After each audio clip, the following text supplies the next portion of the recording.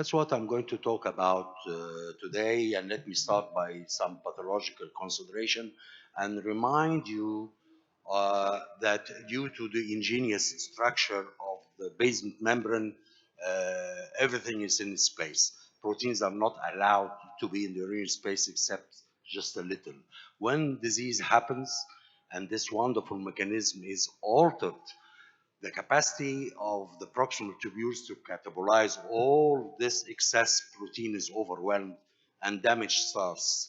Damage starts, the proximal tubules start to secrete a lot of inflammatory mediators. Maybe they pass into senescence as well, and senescent cells naturally will damage the neighboring tissues. Eventually, we have a state of scarring, and the GFR will decline, and things will progress until end stage. That's why proteinuria is serious. For many years, we have been using RAS blockers, and we understand that tight blood pressure and tight glycemic control are important. Yet, there are patients that still, in spite of using RAS blockade, do have residual albuminuria. So the toxicity of this albumin is going on. We have to do something about that if we can. The standard of care therapies that we all are using now, let me start by the RAS blockers. For ages, we know that for many decades, more than 30 decades, that angiotensin 2 and aldosterone, both of them are serious hormones that are leading to the progression of chronic kidney disease. That's why we are trying to use drugs to stop the action of these two hormones. And apart from the hemodynamic effects of RAS blockade, we understand as well they have other mechanisms such as decreasing injuries due to oxidative stress, inflammation, apoptosis, and also enhanced the production of nitric oxide, which is important to maintain the vasodilation and integrity of the endothelium. We're not supposed to combine ACEs and ARBs together. I know that this is a fact, but if you really have to do that, apart from this guideline, I don't think we have to worry so much about hyperkalemia now in the presence of a novel therapy such as the sodium zirconium silicate, which could really help us in particular situations. And of course, it will expand our use of RAS blockers right till the end, which are needed to prevent the progression of disease.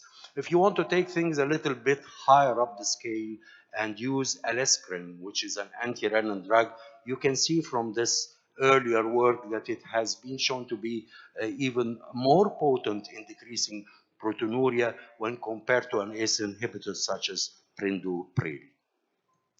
CCBs, we have more than one form of CCBs. I guess everybody understands that the non-hydroxypyridine forms are what we need in nephrology rather than the vasodilatory, the hydropyridines, which could be even used to treat migraine. Now, the renoprotective effects of these calcium channel blockers, as pointed by Professor Saadi a couple of years ago, is related to the type of receptors that these particular calcium channels are linked to, the LN type and the LT type, and this is how these CCBs produce their renoprotective effect, apart from their hemodynamic ability to dilate afferent and efferent arterioles. Lots of nephrologists are forgetting that diuretics also have an effect when it comes to proteinuria, and it's forgotten. Maybe as this publication showed that it could reduce proteinuria in more than 35% of cases. And there are various trials addressing how diuretics may be helpful, but as you can see, all of these studies is linked to the use of a diuretic together with a RAS blocker. So in reality, diuretic itself does not have an inherent ability to decrease the proteinuria, but rather through potentiating the antiproteinuric effect of the RAS blockers. And never forget also to apply salt restriction to these patients. Coming to the last part of my talk, which is the new drugs, and I have divided the new drugs to all drugs with recent evidence of nephroprotection, as you can see listed, and the new drugs. Starting by the incretin, the DPP-4, GLP is a wonderful hormone that has various effects all over the body, And when looking to the kidney, you find that it increases natriuresis and decreases renal inflammation and oxidative stress. That's why an incretin such as DPP4 not only is good for controlling blood sugar, but does have some nephroprotective actions as well. Taking you to the old drug that I favor so much, metformin, and as I call it, a drug with many faces. Why with many faces? Because it has pleiotropic effects, as you can see listed here, not only nephroprotection, but anti-aging, used as adjuvant therapy in cancer treatment, and autosomal dominant polycystic kidney. And lately, it is also used to prevent the progression of non-diabetic CKD disease. Metformin, as you can see from this publication, is being well established in this regard regarding retardation of progression of chronic kidney disease. And how metformin is doing this, it's doing this due to its pathogenetic mechanism.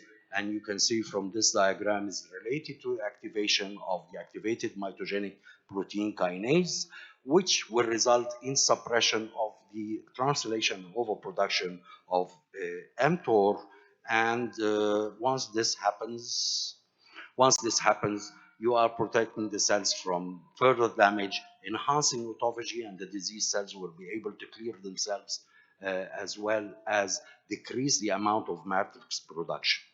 AMPK in this recent publication has also been linked under the influence of metformin to other disease areas such as it's good for lipogenesis and cancer progression. So metformin is coming very favorable nowadays to treat various disease areas. And maybe this recent publication is interesting. Yet another new mechanism has evolved to show how metformin is producing these effects uh, through probably activating the HIF2 alpha vascular endothelial growth factor signaling pathway. And this has been an experimental work in hypertensive rats with proteinuria. And this was the explanation of the effect of metformin. Taking you to the old pentoxifenolin used for ages to treat vascular insufficiency, yet since some time, there were various studies looking at pentoxifenolin in relation to proteinuria, and according to these studies, it was comparable, quite comparable to the effect of captopril. A more recent trial, known as the PREDIAN trial, definitely showed that using pentoxifenolin does not only reduce the amounts of urinary albumin excretion, but also prevents the progression when compared to controls of a decline in GFR. So pentoxifenolin seems to be quite interesting. Not only that, you can also add it, according to this publication, to RAS blockers. So we have a wonderful armamentarium today full of drugs that are safe to combine together, and yet this is a very recent trial that is still recruiting patients to really place pentoxifenolin where it should be, where they are going to test this drug in about 2,500 patients, whether diabetic and non-diabetic.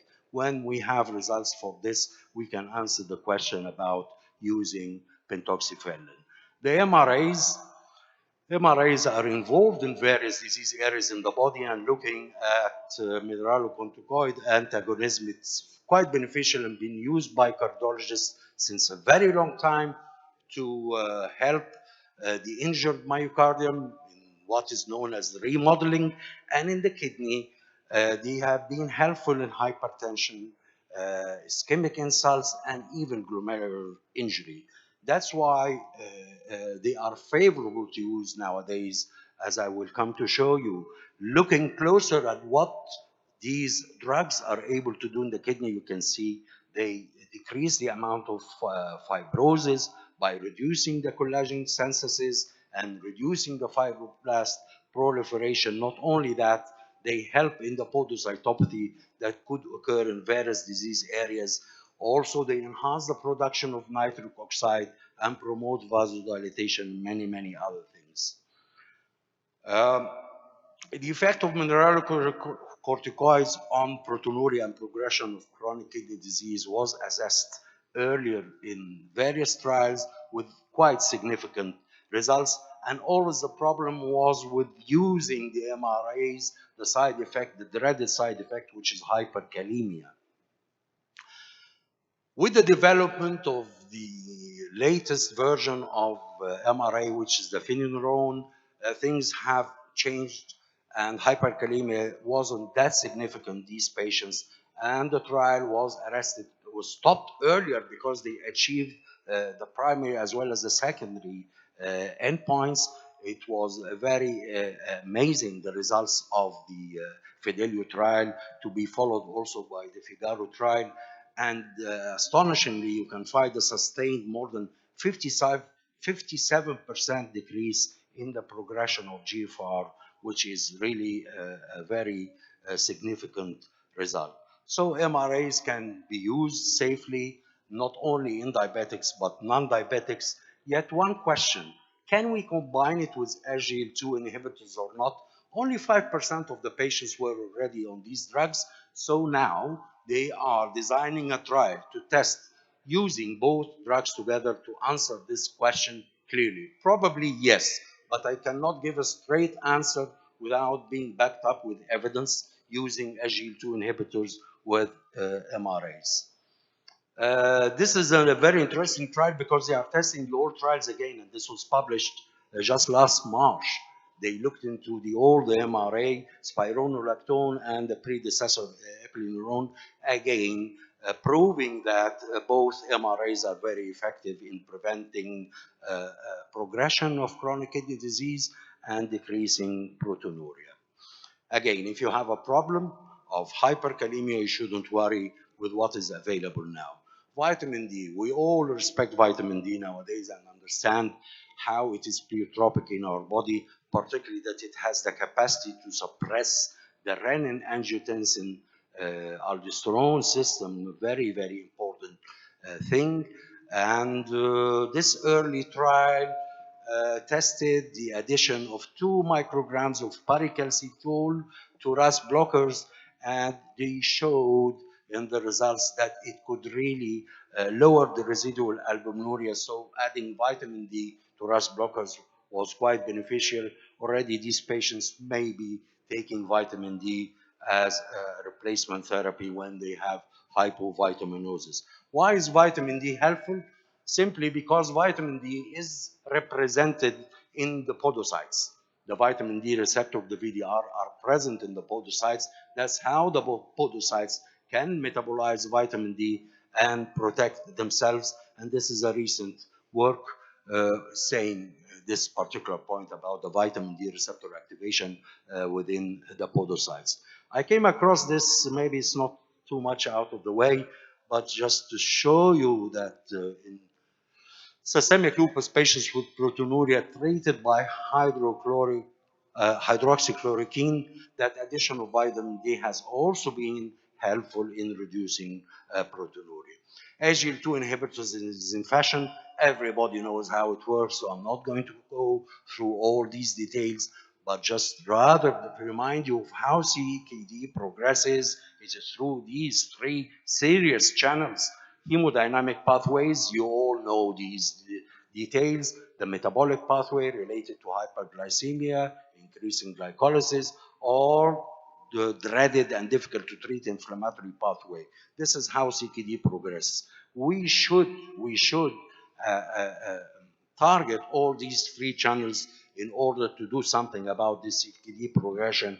And a lot of drugs we are using nowadays, particularly the SGLT2 inhibitors, have the capacity to do this, working on these 3 channels, as you can see. Well, this slide just to remind you of the Credence trial. I'm not going to go through the details. You know the EMPA, REG, and the DAPA CKD trial. I'm sure by now we've heard so much about these trials and the significant results. And let me take you to endothelin receptor antagonists, another hormone that is serious to the kidney because it destroys the glyocalyx, which is protective and covering the endothelial lining of the capillaries, and this is serious as well as being a vasoconstrictive agent. Using atrasentan, which is the first of its kind. Endothelin blocker has been shown to reduce proteinuria, yet I have to caution you about a subcategory of patients that are liable to develop edema and those susceptible to heart failure. You should take care of these patients if you are going to use this drug and not to use it with them. There's another trial going on now looking at this drug away from both of these categories, those with high susceptibility to develop edema and heart failure, to really test the efficacy of blocking endothelin.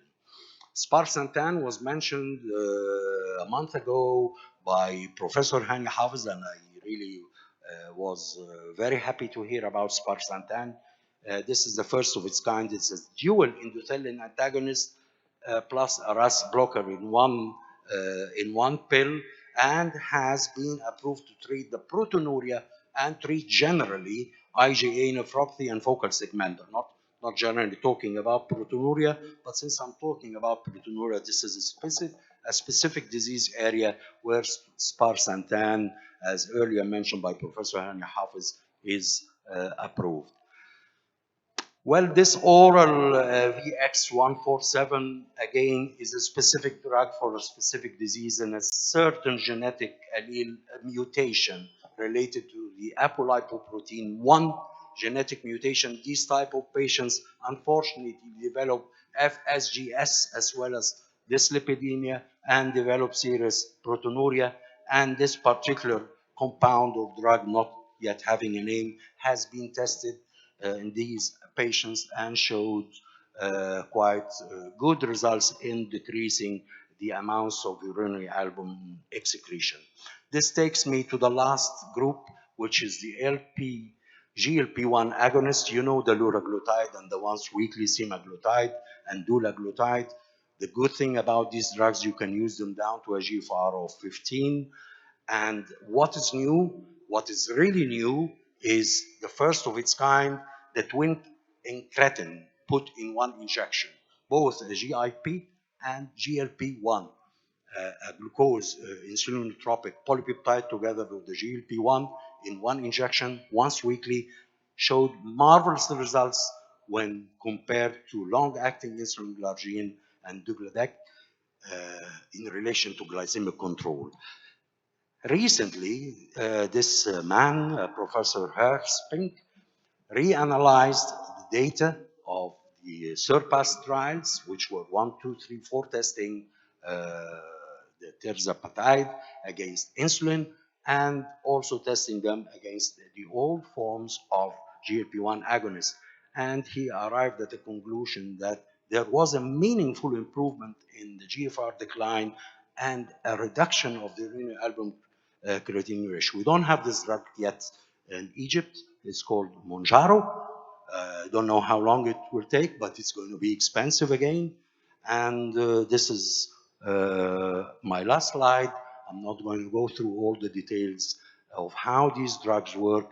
I want to thank all our fellows who have joined our online fellowship in clinical transplantation, wishing for more and more of you to join us.